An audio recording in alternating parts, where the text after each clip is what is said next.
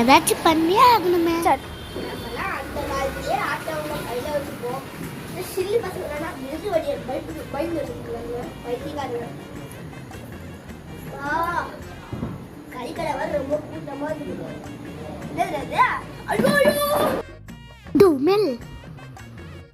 இது உனக்கு தேவைதான்டா.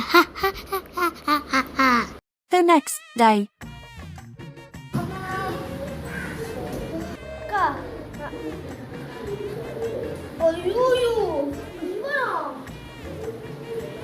பண்ணிக்க என்ன பண்ணலாம்? அது பண்ணலாம். போதும்டா.